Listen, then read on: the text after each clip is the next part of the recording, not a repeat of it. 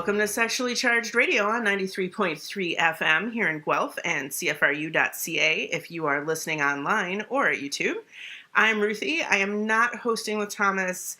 I have Thomas's consent to co-host with other people today. So today I'm here with Michelle and Sarah.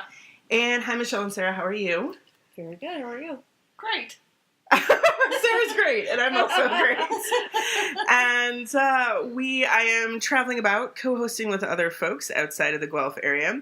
And the three of us happen to be watching some mass-produced type porn, like some kind of lower budget type porn of the common sort that one might find for free on the internet. Although in this case, somebody we know just got it for free with a purchase of some adult stuff.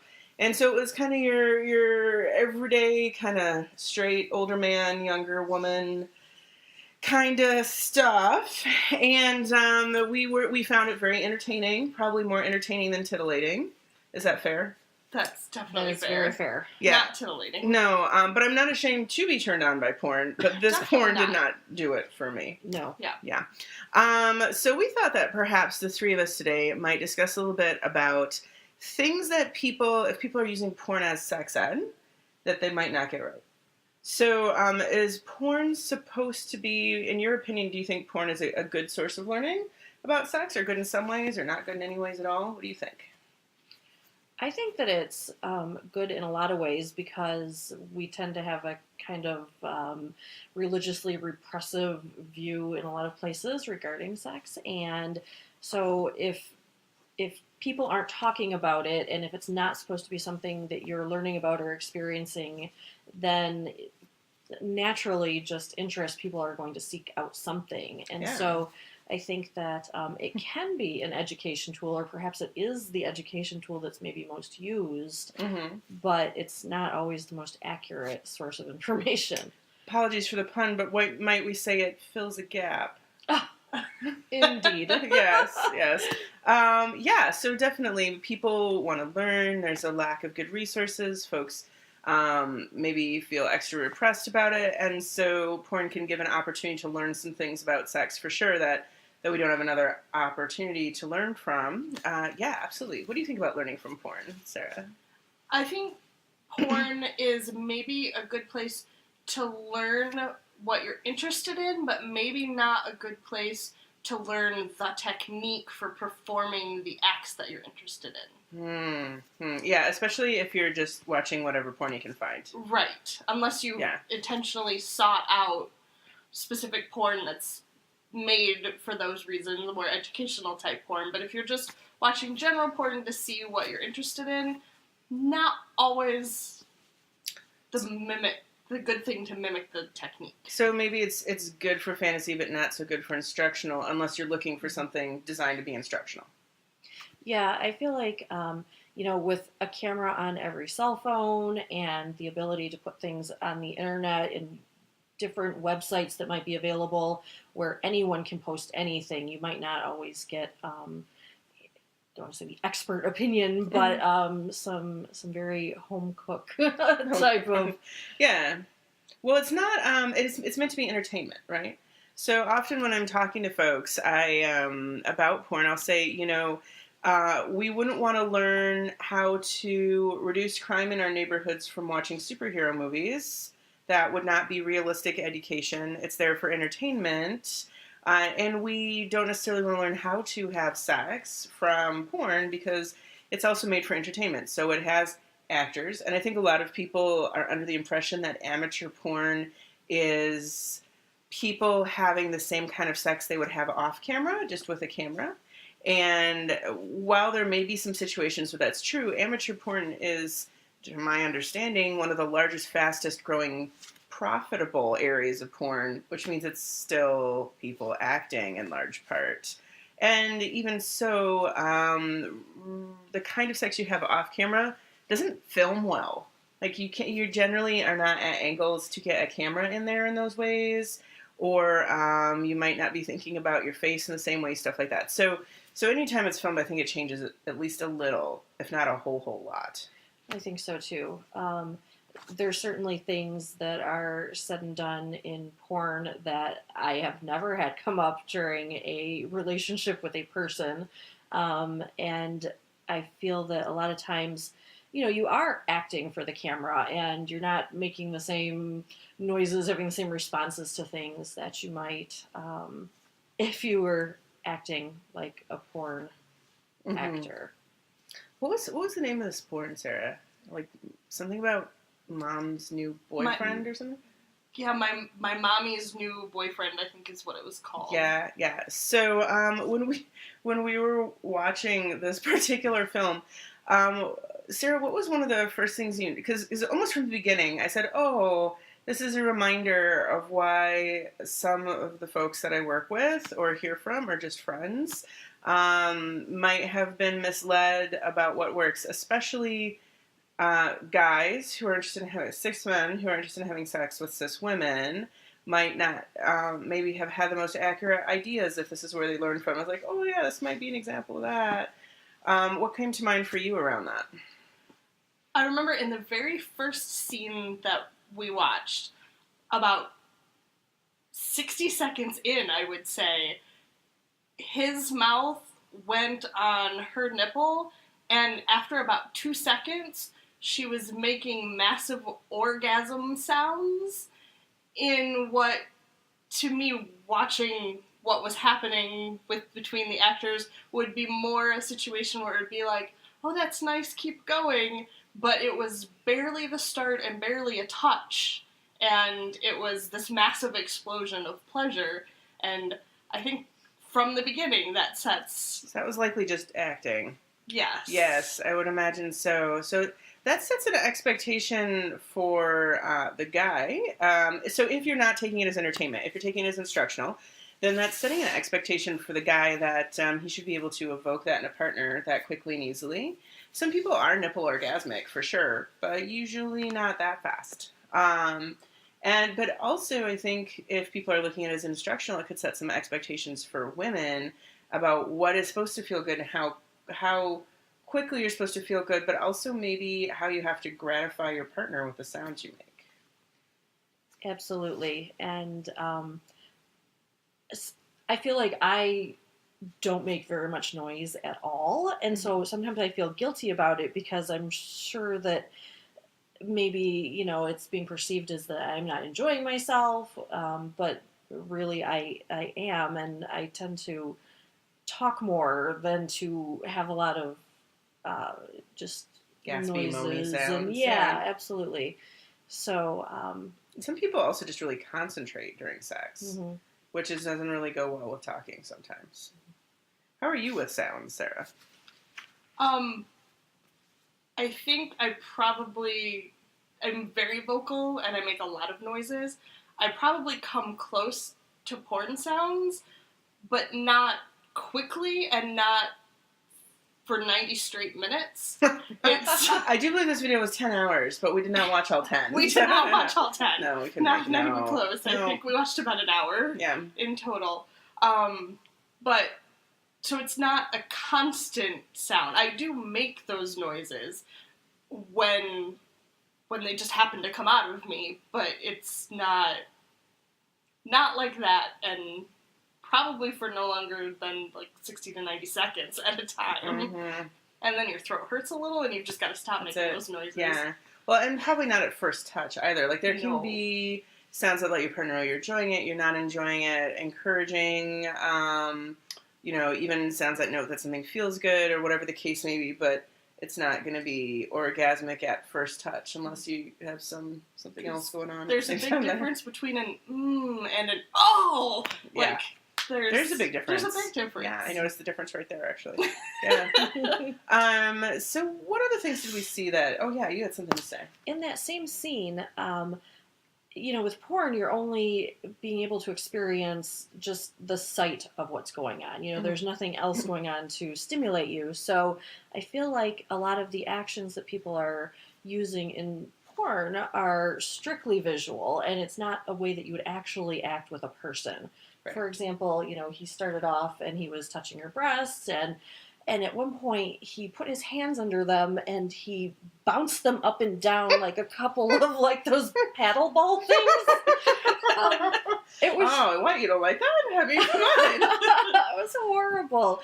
And while I might like my breast being played with, I'm not sure Yeah. that is the action that I would want.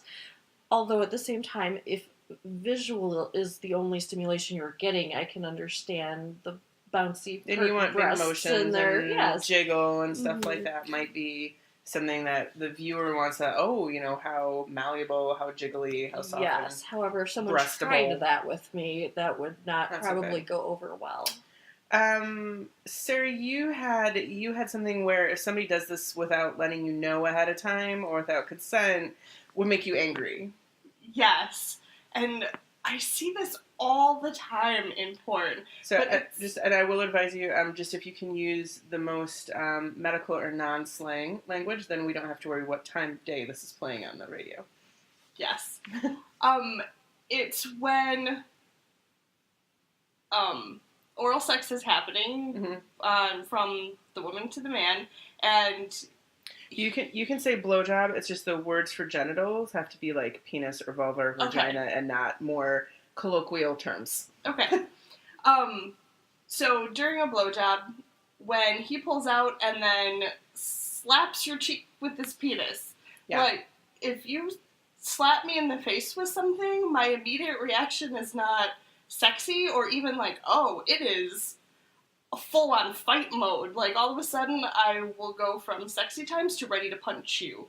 Yeah, I just don't And- like being hit in the face with anything unexpectedly. Like that is a thing. I just don't want to be hit in the face by anything unexpectedly. I don't want to be hit in the face with a dodgeball. This will make me really angry, even though I'm in a game where I might get hit in the face. You know? Yes, don't just. No, don't do it. Yeah. So there may be some people who like this, but this would be something you would want to find out ahead of time. Yes. So either before you engage in the sex, or perhaps while you're having oral sex or you're breaking the oral sex and be like, if this isn't hot for you, that's totally cool, but one thing that's hot for me is this. Would you like that? And you can be like, no, or now that you mention it and I'm prepared, I could be neutral about it if that's really good for you, or yes, I love that, whatever an accurate answer would be. Well, and if you're watching porn, I think that if that's your only source of information on the topic, it seems like that is just part of the blowjob. I mean, it's in every video. It is really common, isn't it? Yes. It is. So a gentleman might not know that that could cause a strong reaction from somebody. Yeah, I mean, I think if somebody were giving cunnilingus, so oral sex, on someone with a vulva, and the person with the vulva just grabbed them by the hair and slapped their face around a little bit, they'd be like, what is this? This is not that dissimilar from that. It's just one of them we see all the time in porn. Another thing we see in porn a lot with blowjobs is really rough, like face fucking, throat fucking, deep throating type stuff, which some people really enjoy, but is another thing that you should negotiate and but ask about consent for and see how the other person feels about it. And by the way, not every person with a penis has to like the idea of rough oral sex either.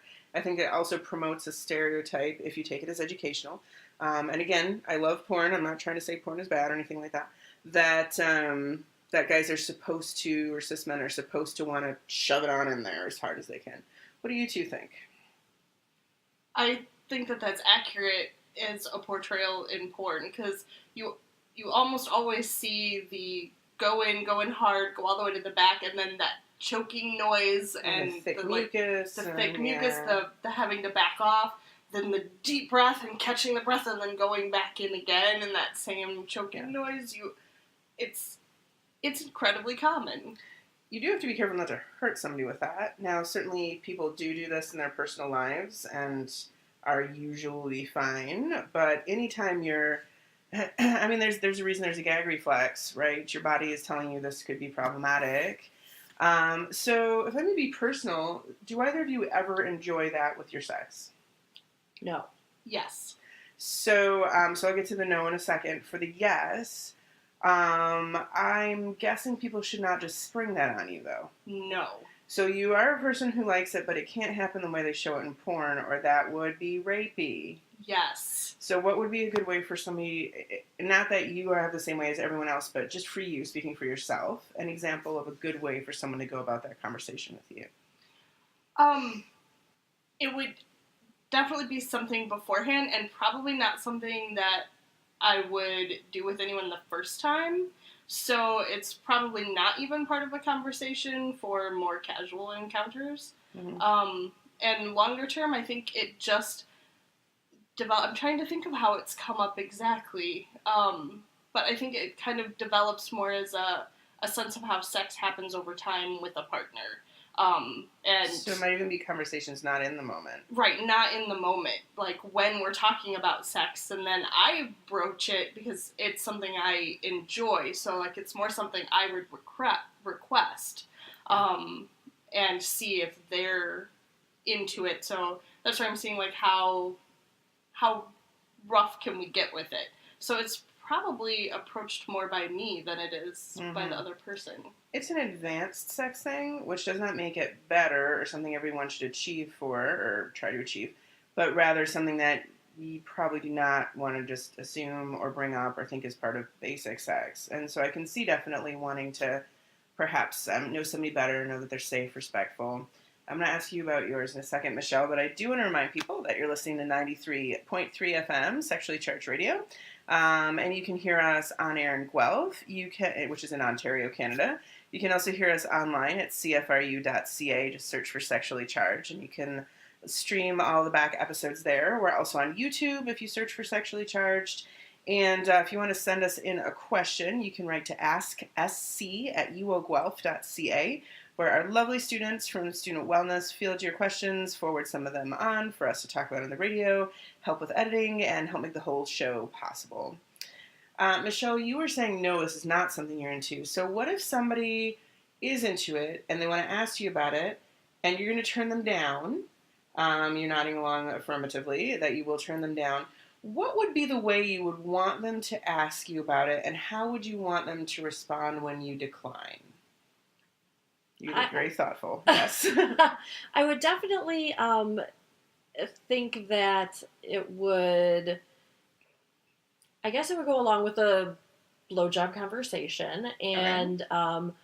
I think that there's. So if I was like, "Hey, Michelle, I'm really interested in getting a blowjob from you," mm-hmm. and look at you, you're like, "Uh-huh." So, but let's pretend that you actually like that idea. And it was like, "Hey, I kind of wanted to try something a little bit different or a little bit more intense. I really like watching porn where there's a little bit of that throat fucking thing. Would that be something that you're into? Is that how I should ask you, or should I ask you in a different way?" I guess that would be a fair way. I mean, you're clearly communicating what you're looking for, and I'm certainly not offended by anyone asking about anything that they're into, and I would appreciate them asking. Yeah, but at that point, I'd have to tell them that I don't feel very sexy if I feel like I'm going to vomit on them, and it's probably going to kill the mood, and things won't progress any farther. So if they want sexy time to be long time, they need to find some other activities that we can engage in. Okay, so you'd be like, "No thanks, this doesn't make me sexy when this stuff, make me feel sexy when this stuff happens." So at that point, I think that if someone is not secure in themselves or in themselves as a sexual person, they might pull a jerk move and be like, I don't want to do that with you anyway. You're an ugly and terrible person. I'm going to say bad things about you, which is not what you should do. Appropriate, polite language might be something like, "Hey, no problem. I'm really glad you were honest with me about that. What's something you might like to try?" Which, by the way, takes it out of my court, because now I'm like trying to recover from the embarrassment, and I want to show interest in what interests you and show that it's not all about me. Which, by the way, this does not obligate me to whatever Michelle's about to say she's interested in. This is just part of the conversation. Absolutely. I need to know what you're interested in as much as you need to know what I'm interested in. Right. And so that does take the pressure off of you. It's not your responsibility to come up with a laundry list of items and look for one that I'm interested in. Mm-hmm. So that would be a good way to go about it. So I think this is a good example of why it's important to not just see what happens with sex, because there's two very different possibilities here. If I have an ongoing situation with Sarah and it's appropriate for me to bring up the conversation, then Sarah might go with a yes, and we discuss that. But it's not ever going to be a yes from Michelle, at least in the foreseeable future. And a polite thing with Michelle would be to not ever ask again. Probably you could bring it up if you wanted to.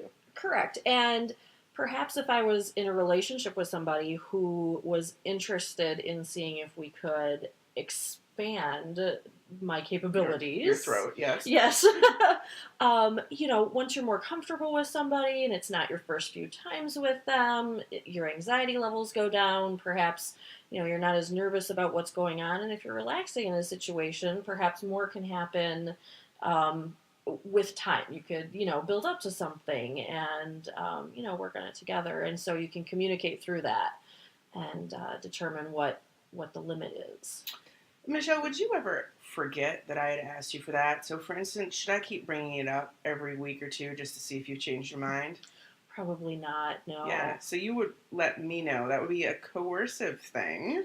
Correct. If I kept bringing it up. I would trust that you probably did not forget this conversation. Absolutely. What do you think, Sarah?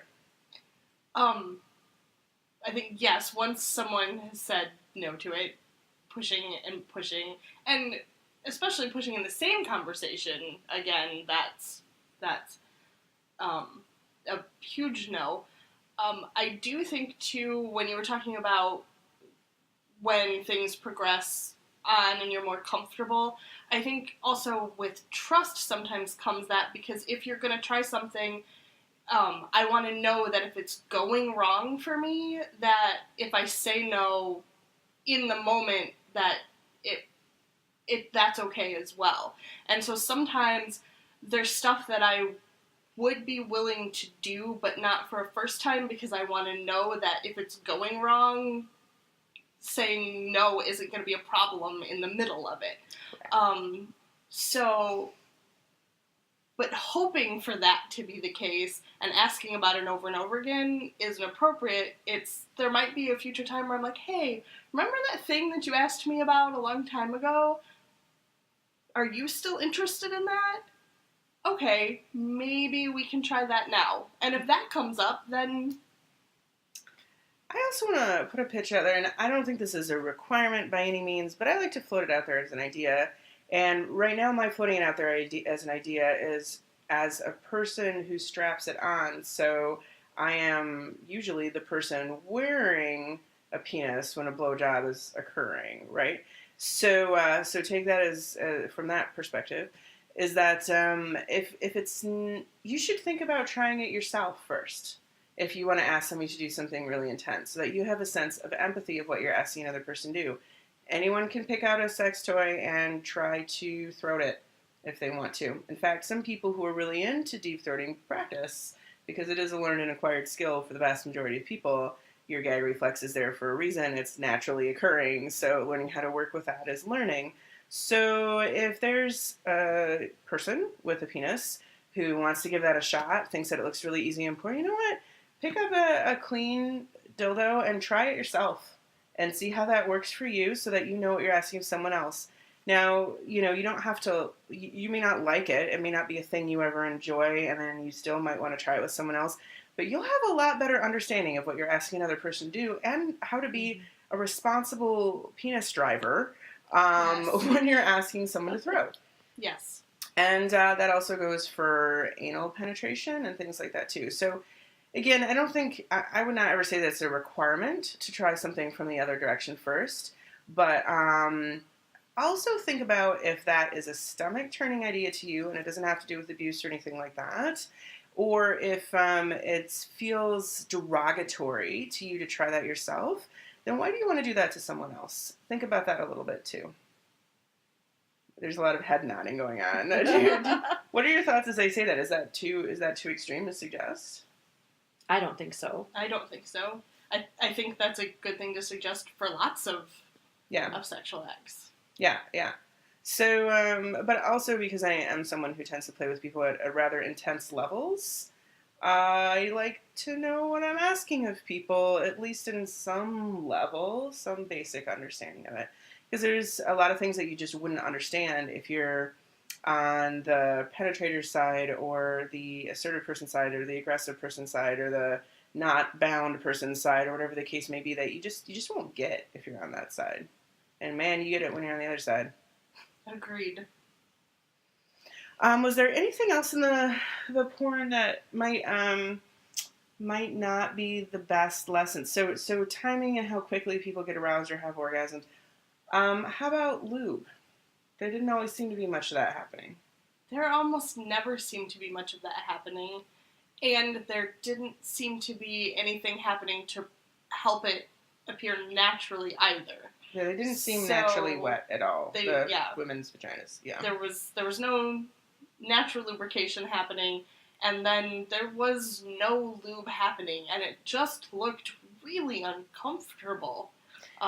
It did. There were a couple scenes where suddenly we could hear wetness, so we know they probably applied something when the camera wasn't on it.